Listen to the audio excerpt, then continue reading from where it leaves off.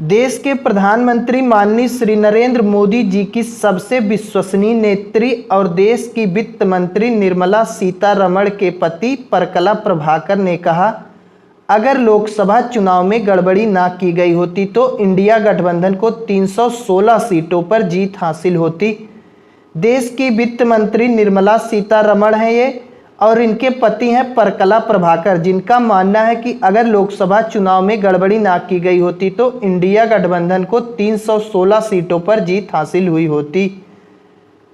हम सभी को पता है कि बहुमत के लिए केवल 272 सीटों की आवश्यकता होती है, और अगर इंडिया गठबंधन को 316 सीट मिल गई होती तो बीजेपी का पता ही नहीं चलता कहां चली गई। 316 सीट मिलने का मतलब आज राहुल गांधी देश के प्रधानमंत्री होते। अगर इंडिया गठबंधन को 316 सीट मिल गई होती तो आज देश के प्रधानमंत्री राहुल गांधी होते। परकला प्रभाकर ने चुनाव में गड़बड़ी के जो आरोप लगाए हैं वह कहीं ना कहीं राहुल गांधी के द्वारा इलेक्शन कमीशन के ऊपर लगाए गए वोट चोरी वाले आरोप का समर्थन करते हैं। चुनाव में हो रही इस धांधली को रोकने के लिए राहुल गांधी इन दिनों बिहार में वोट अधिकार यात्रा पर निकले हैं। राहुल गांधी इन दिनों बिहार में अपनी वोट अधिकार यात्रा पर हैं, जो इलेक्शन कमीशन द्वारा की जा रही वोट चोरी के खिलाफ है। राहुल गांधी की यह यात्रा 17 अगस्त से 1 सितंबर तक चलेगी। वन मैन वन वोट के लिए राहुल गांधी बिहार में वोट अधिकार यात्रा कर रहे हैं। जहां एक तरफ राहुल गांधी वोट अधिकार यात्रा पर निकले हैं तो वहीं दूसरी तरफ उत्तर प्रदेश के पूर्व मुख्यमंत्री अखिलेश यादव ग्रेटर नोएडा से नई दिल्ली तक लोकतंत्र बचाओ साइकिल यात्रा निकाल रहे हैं। राहुल गांधी वोट अधिकार यात्रा बिहार में कर रहे हैं तो वहीं दूसरी तरफ उत्तर प्रदेश के पूर्व मुख्यमंत्री हैं अखिलेश यादव, जो ग्रेटर नोएडा से लेकर नई दिल्ली तक अपने कार्यालय तक लोकतंत्र बचाओ साइकिल यात्रा निकाल रहे हैं। इलेक्शन कमीशन को पूरी तरीके से घेरने के लिए विपक्ष लगातार हमलावर है।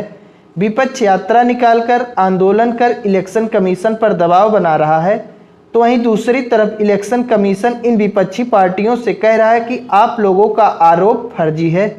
आप लोगों को जनता और इलेक्शन कमीशन से माफ़ी मांगने की ज़रूरत है। इलेक्शन कमीशन ने कहा कि विपक्षी पार्टियां जितना भी आरोप लगा रही हैं सब फर्जी है, तो ऐसी स्थिति में विपक्षी पार्टियों को देश की जनता और इलेक्शन कमीशन से माफ़ी मांगने की ज़रूरत है।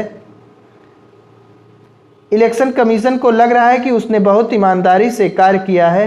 अगर इलेक्शन कमीशन इतनी ही ईमानदारी से कार्य किया है तो उसे चाहिए कि विपक्ष जो वीडियोग्राफी वोटर लिस्ट मांग रहा है उसे दे दिया जाए, लेकिन इलेक्शन कमीशन वीडियोग्राफी भी नहीं देना चाहता।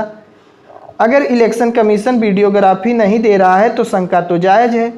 अगर काम ईमानदारी से हुआ होता तो आप बेझिझक वीडियोग्राफी जारी कर देते। राहुल गांधी अगर वीडियोग्राफी मांग रहे हैं और इलेक्शन कमीशन वीडियोग्राफी नहीं दे रहा है तो कहीं ना कहीं जनता और विपक्ष के मन में शंका तो पैदा होनी है, सवाल तो उठेंगे, क्योंकि आप वीडियोग्राफी दे नहीं रहे हैं। पूर्व मुख्यमंत्री अखिलेश यादव ने इलेक्शन कमीशन के हवाले बीजेपी को घेरते हुए कहा, बीजेपी वाले किसी के सगे नहीं हैं। तो ऐसी स्थिति में बीजेपी के गुनाहों में इलेक्शन कमीशन के अधिकारी शामिल ना हों। अखिलेश यादव ने कहा कि बीजेपी वाले किसी के सगे नहीं होते, तो ऐसी स्थिति में इलेक्शन कमीशन के अधिकारी उनके गुनाहों में क्यों शामिल हो रहे हैं। उन्होंने कहा कि इलेक्शन कमीशन के अधिकारी बीजेपी के गुनाहों में शामिल ना हों। काम निकल जाने के बाद ये लोग किसी के नहीं होते हैं। तो ऐसी स्थिति में राहुल गांधी द्वारा इलेक्शन कमीशन के ऊपर लगाए जा रहे वोट चोरी से आप लोग कहां तक सहमत हैं, कमेंट बॉक्स में बता सकते हैं।